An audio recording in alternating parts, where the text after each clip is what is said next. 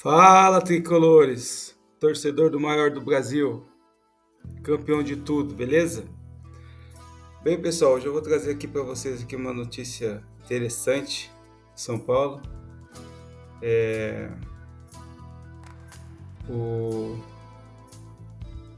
Tendo algumas das eliminações.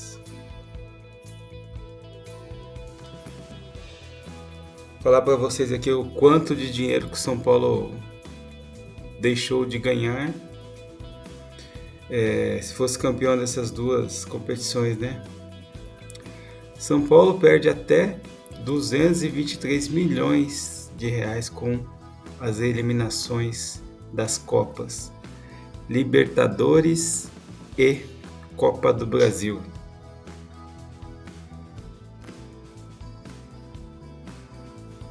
Com as eliminações na Copa do Brasil e na Conmebol Libertadores, ambos neste mês, o São Paulo deixou de arrecadar até 223 milhões de reais. Valor em premiação caso vencesse os dois torneios. Muita grana, né, torcedor? Na última quarta-feira, o time caiu nos pênaltis para o Botafogo. Depois de empatar os jogos de ida e volta das quartas de finais da Libertadores, no início de setembro, tinha sido eliminado para o Atlético Mineiro na mesma fase da Copa do Brasil. Nos dois torneios, as premiações são pagas conforme os clubes avançam a cada fase. É isso mesmo. Perdemos. Acho que a derrota para o Atlético acho que foi a mais dolorida, né? Porque a gente não jogou nada, né? E a gente tinha condição de, contra o Botafogo, pequenos momentos, a gente sabe que o time rende mais. O segundo jogo no Morumbi, contra o Botafogo, o São Paulo foi melhor os 20 minutos finais, né? Que amassou o Botafogo. Então, a gente perdeu até do jeito que a gente perdeu, sem criar, sem ter... perdeu o Lucas, perdeu o gol no primeiro jogo, sem criar, sem ter muita volume de gol ali, chute no gol. É estranho, né?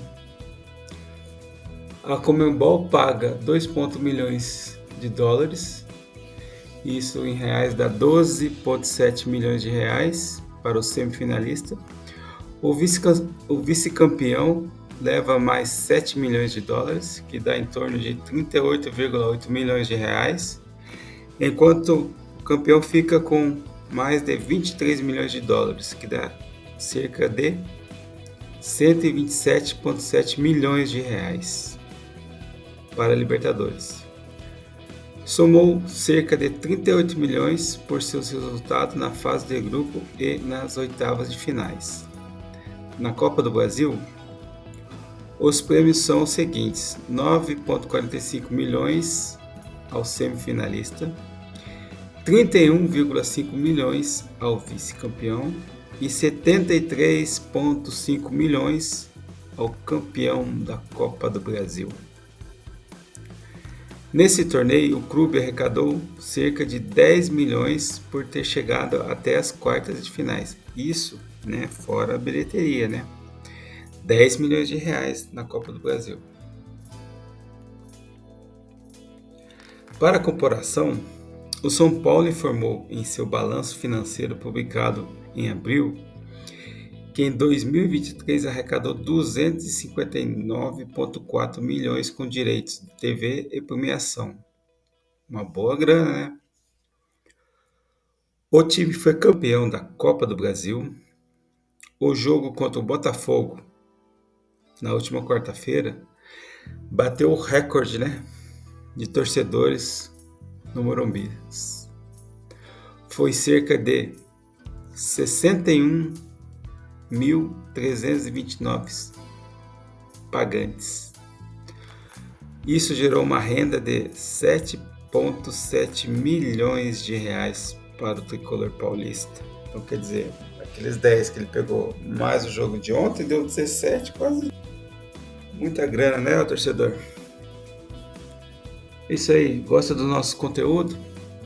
Se inscreva no canal, deixa seu like e vamos que vamos, São Paulo. Eu queria trazer uma notícia para vocês dos bastidores pós-derrota para o Botafogo, né? Tá aqui. Segundo o jornalista André Hernan, o vestiário de São Paulo não tava aquela coisa. Os jogadores sentiram tudo, a derrota, se lamentaram, mas não tava aquele ar de cobrança, né? Aquela sentimento de briga, de revolta, não. É um sentimento de dor, né? Porque eles sentiram que dava para eles ter classificado. Aquele momento que o Botafogo recuou e São Paulo foi para cima, fez o gol e empurrou o Botafogo.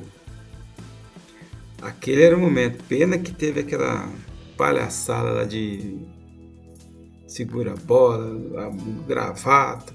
Isso aqui dali matou o time de São Paulo. Se não ganha, né? Mas e aí, segundo a alta cúpula ali, existe 3 pontos, né? Assim, existe a culpa da diretoria, existe a parcela de culpa da comissão técnica e existe a parcela de culpa dos jogadores, né? Isso o Hernan apurou lá, conversando com alguns dirigentes do São Paulo. Eu acho, na minha opinião, não sei a de vocês, se quiser comentar aí, comente, por favor. Deixe a sua visão aí, é muito importante para o canal. A diretoria errou? Sim, errou.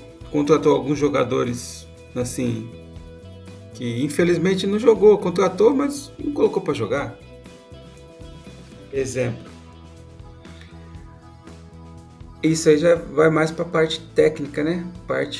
A parte de contratação a gente fala da diretoria, né? Alguns jogadores que a gente sabe que o São Paulo não tem dinheiro e tal. Ou o Corinthians não tem dinheiro e contratou um monte de gente. Se vai pagar a gente não sabe, né?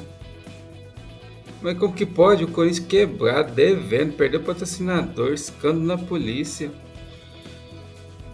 Contratou um monte de jogador e acho que foi a melhor janela, foi a do Corinthians. Aquele Garro joga muito, pô. Né? Aquele outro lá que veio do Vasco, que era do Vasco lá. É um bom atacante também, né? Aí você vai analisando, você fala assim, mano, não é possível um time... O São Paulo é um time de massa, né? É torcedor todo dia, é camiseta, é jogo canal fechado, ingresso que entra, então a gente movimenta o mercado também, é muita grana. Isso sem falar que tem estádio próprio, né? Vende jogador todo ano, tem patrocinador no Morumbi, tem o nome lá do Bis lá que tá lá que foi milhões, né?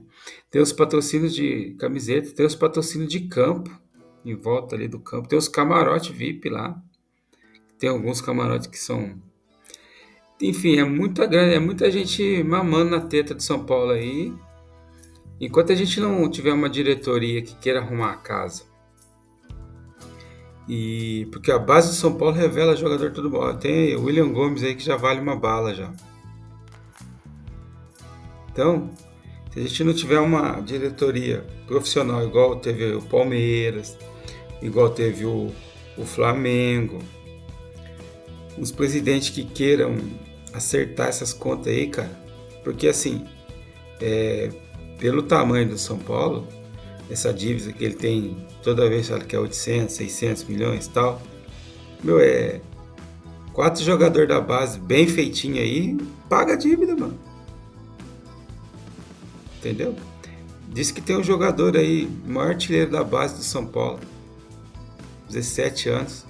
Depois eu vou procurar o nome dele. É super campeão na base. Pô, moleque pra jogar aí.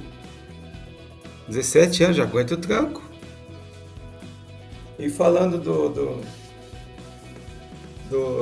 da parcela de culpa, a diretoria tem sim, acho que é dividido. O Zubeldia também tem culpa, sim. Ele tem que explicar algumas escalações, algumas escolhas. Acho que a comissão, o diretor técnico tem que é o Muricy, tem que chegar e conversar com a gente. Nunca vai saber dessas coisas, né?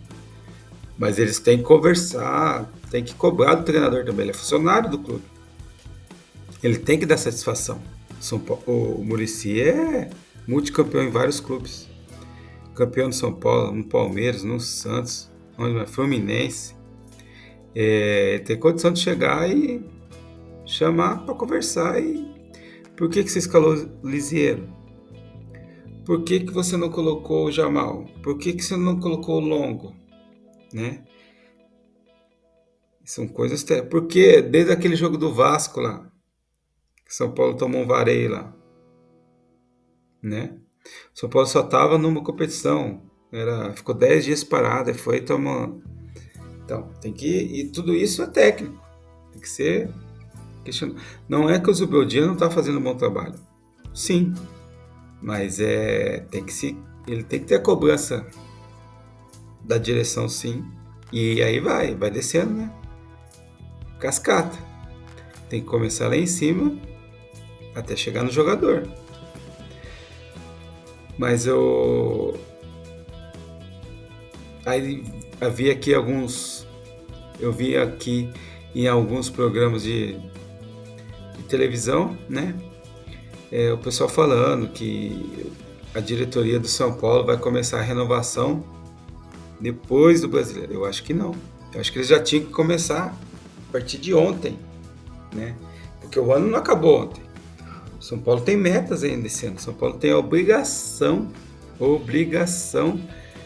de chegar entre os 6 no Brasileiro com esse time dá. E tá na Libertadores no ano que vem. Porque a gente participando de Libertadores é mais investimento. E aí a gente vai acertando a casa. Espero, né? A gente espera isso. Porque tem que ter uma faxina. A gente tá com jogadores veteranos aí que na hora que o bicho pegou eles não aguentaram. Infelizmente é isso. O Luiz Gustavo, ele veio para ser reserva, né? Do Pablo Maia e do Pablo Maia, os dois são reserva, né? Bombadilha e o Luiz Gustavo. O Pablo Maia faz muita falta. Os dois volantes de São Paulo faz falta. Talvez se eles tivessem, o jogo teria sido outro. Porque o Luiz Gustavo, ele não... Alisson, aí voltou. Os dois volantes nossos machucados, o Alisson e o Pablo Maia. Aí trouxeram o Longo. Aí trouxeram o Marco Antônio. Pô, não colocou os caras pra jogar? Não colocou. Não é que a gente for analisar qual foi a última jogada, a gente falando do lateral esquerdo, o Wellington. Cara, qual foi a última assistência dele? Aí você não fala assim, loucura. É loucura no lateral que não dá assistência, esquerda ainda. Meu Deus do céu. Mas tudo bem, não tinha outro, né? Mas será que esse Jamal é tão pior que se for para não dar assistência e ficar só na defesa, deixa eu põe o Jamal, ué. Não é verdade? Vamos colocar o cara para jogar. Ou ele tá vendido mesmo. Aí você pegou o Rafinha também, não tô lembrado. Tô tentando puxar aqui, não tô me lembrando de nenhuma assistência dele. Ele precisa reforçar urgente as laterais, né? O ano que vem o nosso meio campo vai estar bom de novo. Estando o Pablo Maia e o Alisson. O Luiz Gustavo é um bom reserva. O Bombadilha é um bom reserva. Não é verdade? Aí a gente precisa, o Ferreirinha voltando, a gente precisa de 2 laterais, porque a zaga nossa tá espetacular. O Alan Franco bateu as expectativas, né? Jogou lá pra cima. Ele é o Arboleda nem se fala. Uma coisa que a gente não tem preocupação é com zaga. E goleiro a gente precisa abrir o olho, precisa ficar ligado aí no mercado para trazer um goleiro nota 9. A gente precisa, urgente, São Paulo precisa. É isso aí, pessoal. Essas notícias de São Paulo aí, sexta-feira, quinta-feira. Deixa seu like, deixa seu comentário. Comenta aí que você acha que São Paulo, quem deve sair pro ano que vem, Zubeldia deve ficar. Estão falando de Cuca. Cuca é um bom treinador, mas não sei se é o melhor nome pro São Paulo. E é um treinador caro também. A gente tem que trazer jogador caro. Jogador caro resolve. Técnico meia boca.